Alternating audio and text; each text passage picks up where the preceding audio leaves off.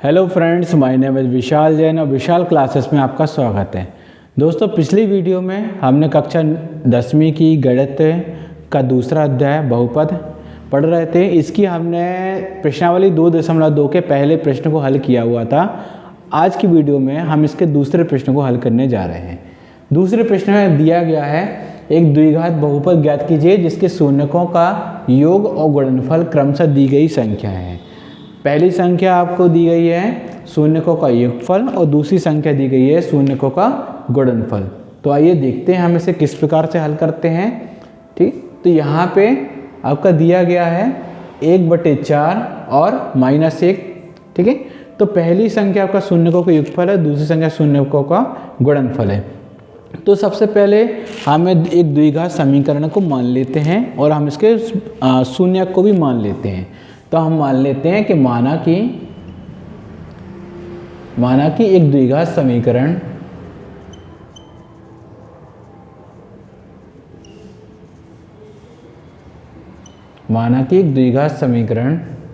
ax2 धन bx plus c है व इसके शून्यक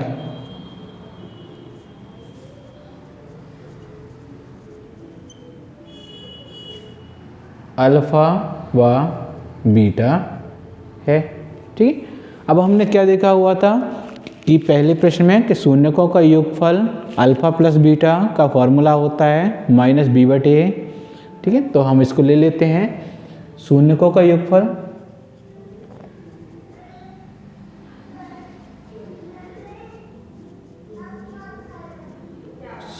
योगफल यानी अल्फा प्लस बीटा बराबर होता है -b/a और हमें यहाँ पे कितना दे दिया गया है, इसका मान 1/4 दिया गया है।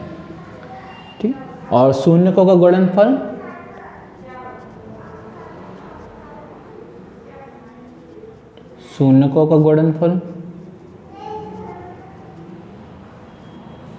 अल्फा इंटू बीटा, इसका मान कितना होता है c/a और हमें इसका मान दिया गया है -1।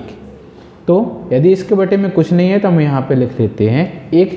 अब हम यहाँ पे देखते हैं कि यहाँ पे a के सामने दिया हुआ है 4, यहाँ पे a के सामने दिया गया है 1। तो दोनों जगह पे a का मान अलग अलग आ रहा है। तो हम क्या करेंगे, पहले दोनों तरफ a का मान समान होना चाहिए, इसको चेक करेंगे। तो यहाँ पे यदि इस संख्या में हम ऊपर भी 4 से गुणा कर दिया जाए और नीचे भी 4 से गुणा कर दिया जाए तो नीचे a का मान आपका 4 आ जाएगा। तो क्या करेंगे, हम इसके संख्या के अंश और हर दोनों में 4 से गुणा कर देते हैं। तो हम इसे नीचे लिखते हैं अंश व हर में 4 से गुणा करने पर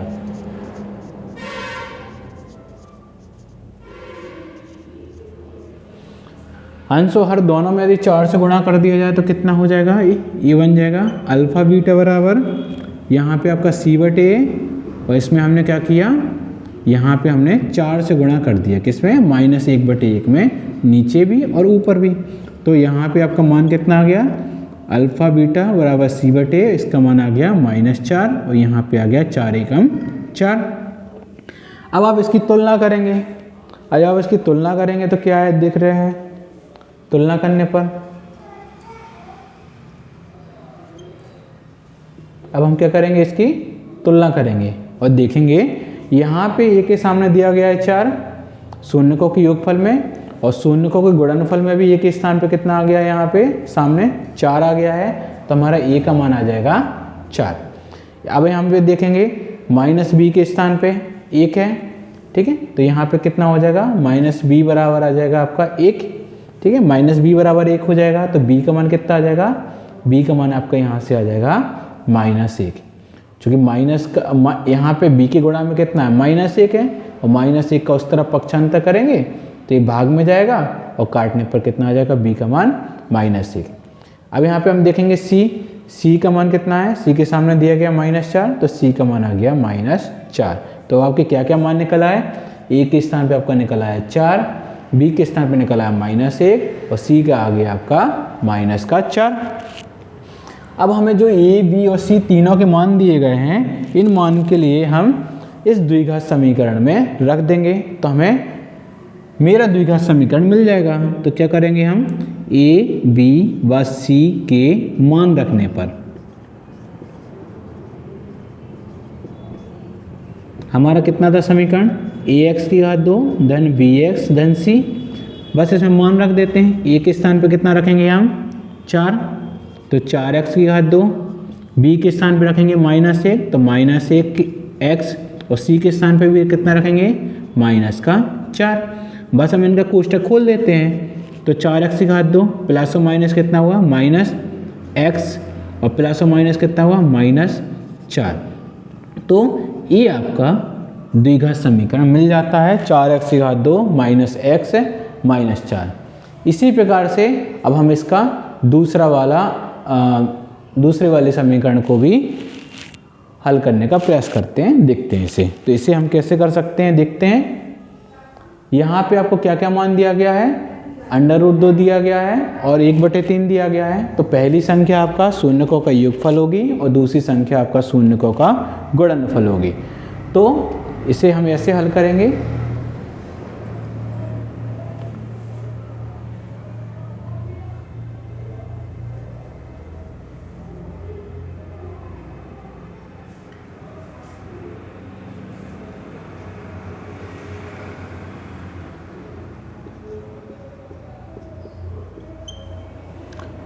तो क्या लिखेंगे, इसमें भी फिर से हम यही मान लेंगे, माना कि एक द्विघात समीकरण हमारा ए एक्स की घात 2 धन बी एक्स धन सी है और इसके शून्यक भी अल्फा व बीटा है। तो आपका क्या आ गया, पहला आपका आया शून्यकों का योगफल। तो शून्यकों का योगफल अल्फा प्लस बीटा बराबर आ जाएगा -b/a, और -b/a का मान कितना दे दिया गया आपको, √2 दिया गया है। तो इसकी जगह पे हम लिखेंगे √2, और इसके बटे में कुछ नहीं है तो वहाँ पे कितना लिखेंगे हम, 1 लिखेंगे। अब हमें शून्य का गुणनफल कितना दिया गया है, 1/3 दिया गया है।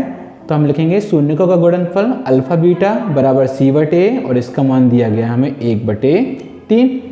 अब हम इसमें फिर से तुलना करेंगे। तो आपने क्या देखा कि a के स्थान पे है 1 और यहाँ पे a के सामने है 3, तो ये फिर से बराबर नहीं है। तो हमें क्या करना पड़ेगा, इसको बराबर बनाना पड़ेगा।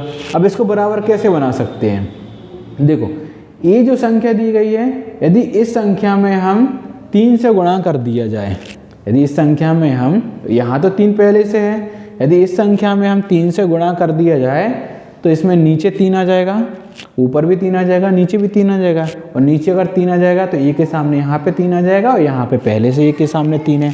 तो ये आपका समीकरण आसानी से हल हो जाएगा। तो हम क्या लिखेंगे कि इसमें शून्यकों का योगफल जो है इसके अंश व हर में हम 3 से गुणा करते हैं। तो हम लिखेंगे शून्यकों के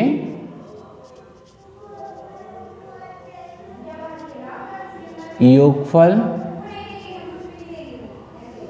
के अंश व हर में 3 से गुणा करने पर, शून्यकों के अंश व हर में क्या करेंगे हम, 3 से गुणा कर देंगे।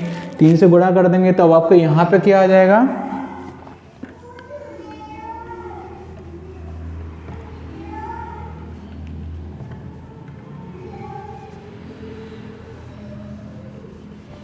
यहाँ पे आपको क्या आ जाएगा, यहाँ पे आपको दिया गया है अल्फा प्लस बीटा बराबर -2/1 दिया गया है।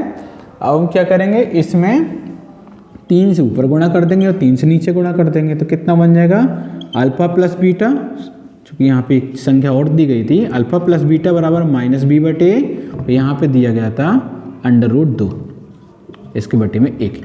और इसमें हमने क्या किया था, ऊपर 3 से गुणा और नीचे 3 से गुणा। तो कितना हो जाएगा, -b/a, और यहाँ पे 3 से गुणा कर देंगे तो ये बन जाएगा 3√2। यहाँ पे 3 का 1 में गुणा करेंगे तो नीचे आ जाएगा 3। अब हम इसकी तुलना करेंगे तो क्या देखते हैं यहाँ पे कि शून्यकों का योगफल ये दिया गया है, शून्यकों का योगफल में ए के स्थान पे 3 दिया गया है, और शून्यकों का गुणनफल यहाँ पे भी ए के स्थान पे 3 दिया गया है। तो ए का मान हमारा कितना आ जाएगा, 3 आ जाएगा। तो ए का मान हमारा हो गया 3। अब हम इसका b की वैल्यू देखते हैं। तो यहाँ पे -b के स्थान पे कितना दे दिया गया है, 3√2, -b का मान हो गया 3√2। तो ये -1 के लिए हम इस तरफ पहुँचाएंगे जाएंगे तो भाग में जाएगा, तो b का मान आ जाएगा आपका -3√2। और c के स्थान पे कितना दिया गया है, ये c दिया गया है गुणनफल में, c के स्थान पे कितना है 1 है, तो यहाँ पे c का मान आ गया आपका 1। तो आपके कौन कौन से मान निकल आए, a का मान आपका आ गया 3, b का मान आ गया -3/2 और c का मान आ गया आपका 1। अब जैसा हमने पिछले प्रश्न में किया था, हम क्या करेंगे a, b और c तीनों के मान रख देंगे। a, b, c और तीनों के मान रखेंगे तो हमें क्या क्या मिल जाएगा, तो हमारा समीकरण क्या है ax² plus bx plus c। अब हम इसमें a, b और c तीनों के मान रखेंगे। a का मान है 3, तो यहाँ पे लिखेंगे 3x² प्लस b का मान दिया है -3/2, तो b के स्थान पे रखेंगे -3/2 और x हमारा ज्यों का त्यों आ जाएगा, प्लस c का मान कितना है 1, तो c की जगह पे हम रख देंगे 1। इसका हम कोष्टक खोल लेंगे तो कितना हो जाएगा 3x² प्लस और माइनस से गुणा होगा तो -3/2 और ये x हमारा ज्यों का त्यों और प्लस हमारा a। तो इस प्रकार से ये हमारा द्विघात समीकरण मिल जाता है 3x² -3/2x प्लस 1। तो इसी प्रकार से आपको इस प्रश्नावली के बाकी प्रश्नों को भी ऐसे ही हल कर लेना है। सभी में आपको देखना है कि a का मान बराबर आ रहा है कि नहीं आ रहा है। यदि a का मान जहाँ पे भी जिस स्थिति में बराबर आता है आपको उसी में क्या करना पड़ेगा, अंश बाहर में गुणा कर देना है और इसी प्रकार से आपको सारे प्रश्नों को हल कर लेना है। उम्मीद करते हैं कि आपके लिए हमारा आज का सेशन समझ में आया होगा। कल हम फिर से अगली वीडियो में मिलेंगे और कल से हम इसका गणित का तीसरा अध्याय शुरू करेंगे। सबसे पहले हम इसका बेसिक समझेंगे और उसके बाद हम प्रश्नावली पे आएंगे। तो आप हमारे इस चैनल से जुड़े रहिए, विशाल क्लासेस से जुड़े रहिए, अपने दोस्तों के लिए बताइए, परिचितों को बताइए और हमारे इस चैनल के लिए लाइक शेयर और सब्सक्राइब जरूर करें। धन्यवाद।